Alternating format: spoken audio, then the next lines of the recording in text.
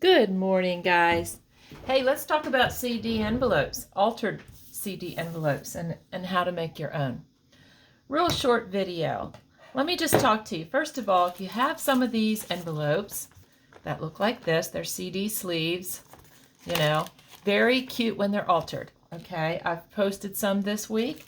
If you want to coffee dye your CD envelopes, you can't bake them in the oven to dry them because of this plastic.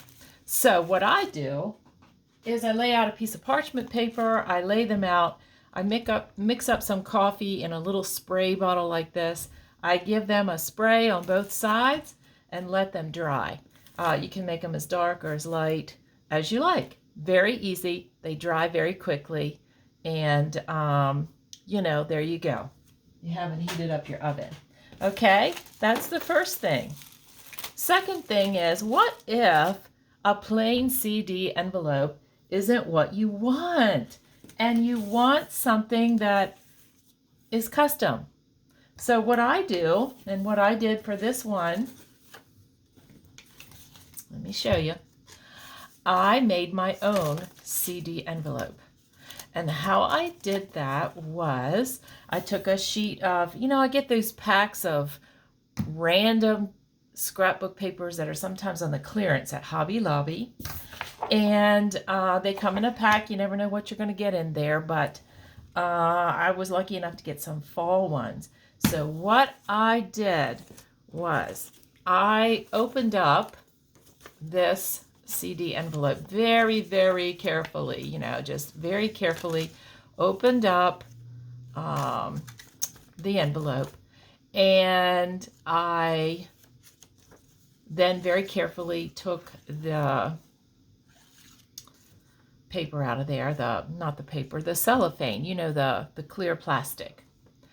Took it off of there, laid it aside, I didn't throw it away, and then I used this as my template. Turned my paper upside down, simply laid this on here in such a way,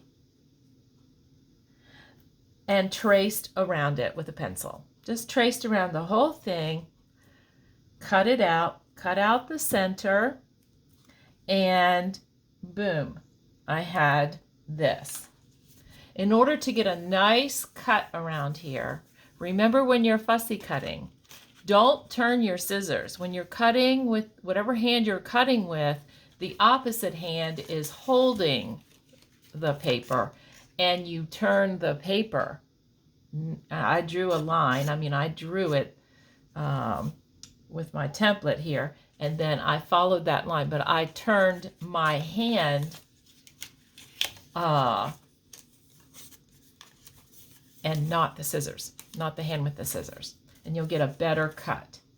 Now, if it's imperfect, it's really okay. A little ink helps it, and then of course, a little embellishment on there. Now, what if you don't want to tear CD envelopes apart just to get that plastic? Well, you can take a piece of tulle, like I'm going to do. This is peach tulle. You get it at the fabric store, the craft store, Walmart has it, different colors, okay? And I just cut myself a piece. And I'm going to lay it in here. In fact, I'm going to do it right now if I can find my glue. And I'm just going to put some glue around the edges here. Okay. And I'm going to lay this piece. Let me get the straightest side. I'm going to lay it in there, and I'm going to press it down onto that glue stick. And I use Scotch Create glue stick. It's the best glue stick ever. Okay, so it's on there, and now I can trim it. Excuse me. I don't know why I have a frog. So I'm just going to take my snips, and I'm just going to trim the excess off of there very carefully. You need a nice pair of sharp scissors. You could use your fabric scissors if you have fabric scissors. But I use these little snips for fussy cutting and trimming those little small things. So I'm just trimming it off of there. If I can get it to cooperate. And you can also save plastic packaging, you know, and cut a piece of clear plastic packaging, maybe off of, you know, something you bought or a bag that you were going to keep and reuse it to repackage something, but it tore on the side. You know, does that ever happen to you? And so you save it and you can cut pieces of that and use. So now all I'm going to do is glue this shut the way the CD envelope was, or the way they are, you know, put together. And okay, stay down there. And there it is. Now, a lot of times I'll put something on the back to make it like a journal card. But here it is, and it has that beautiful tulle in there that just adds something. I love that look. And then I'm going to add my embellishment, which is just one of those fall clusters that I made. You know, the flower and butterfly cluster swap. Well, this is one of the examples of the flower cluster. And so it's going to go on there. And I'm going to put it right here where I see a little bit of imperfection in my cutting. And there we go. Whoops. Okay. And there we go. Voila. You have your very own custom made.